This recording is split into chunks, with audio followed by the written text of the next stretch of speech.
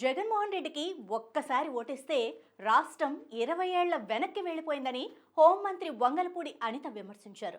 అధికార గర్వంతో నాడు వైసీపీ నాయకులు చేసిన పనులకు గత ఎన్నికల్లో ప్రజలు కనీసం ప్రతిపక్ష హోదా కూడా ఇవ్వలేదని అన్నారు. ప్రతిపక్ష హోదా ఇస్తేనే వైసీపీ ఎమ్మెల్యేలు జగన్మోహన్ రెడ్డి అసెంబ్లీకి వస్తామని చెప్పడం హాస్యాస్పదమని అన్నారు.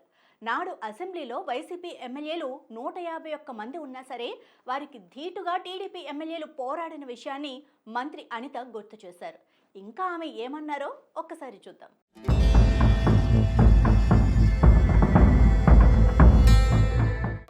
ఈరోజు చాలా మందికి రాజకీయంలో వచ్చిన వాళ్ళకి అందరికీ కూడా ఒకటే కళ ఎలా ఉంటుందంటే అసెంబ్లీకి వెళ్ళి అధ్యక్ష అనాలనే ఒక కళ ఉంటుంది.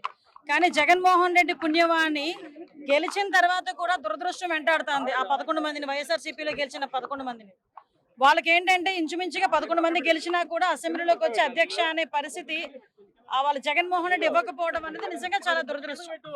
ఈరోజు ప్రతి ఒక్కరికి కూడా అసెంబ్లీ అనేది చాలా మంచి వేదిక. ప్రజా సమస్యల మీద చర్చించడానికి కానీ చట్టాలను తీసుకురావడానికి కానీ అసెంబ్లీ అనేది ఒక మంచి వేదిక. ఈ రోజు మీరు బయట నుంచి చేసే ఆ ధర్నాలు కానీ క్వశ్చనింగ్ కానీ మీరు అసెంబ్లీలో కూర్చొని చేస్తుంటే కనీసం జనాలకి ఒక ఆన్సర్బుల్ చెప్పే వాళ్ళు ఉంటారు.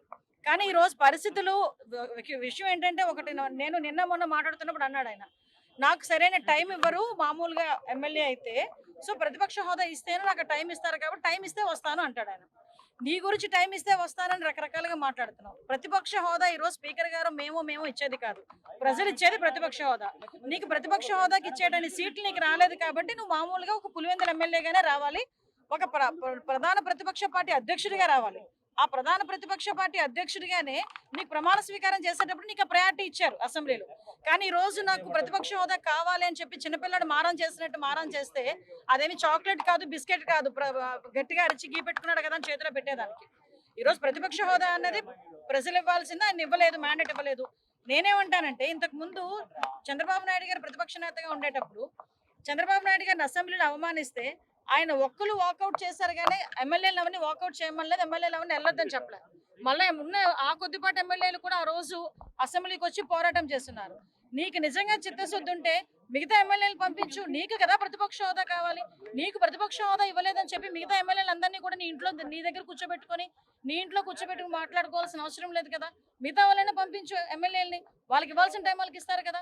కనీసం అసెంబ్లీ అనే ఒక వేదికను కూడా వాళ్ళకి మిస్ చేసి ఈరోజు ప్రజా సమస్యల గురించి తప్పుదోవ పట్టించేటట్టుగా బయట ఉండి మాట్లాడతానన్నది మంచి పద్ధతి కాదు. ప్రజాస్వామ్యంలో ఇది విరుద్ధం.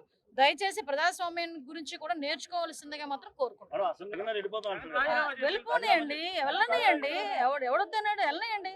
ఇప్పుడు ఆయన రమ్మని చెప్పాము, అసెంబ్లీకి రెండరా అన్నాం, రావన్నాం, అసెంబ్లీ ఆగిపోయిందా? ఆగలేదుగా. ఈరోజు 11 మంది బయటకు వెళ్ళి రాజీనామా చేస్తానంటున్నారు, వెళ్తానంటున్నారు, వెళ్ళనియండి. ఎవరి నమ్మకం వాళ్ళది, మా నమ్మకం మాది.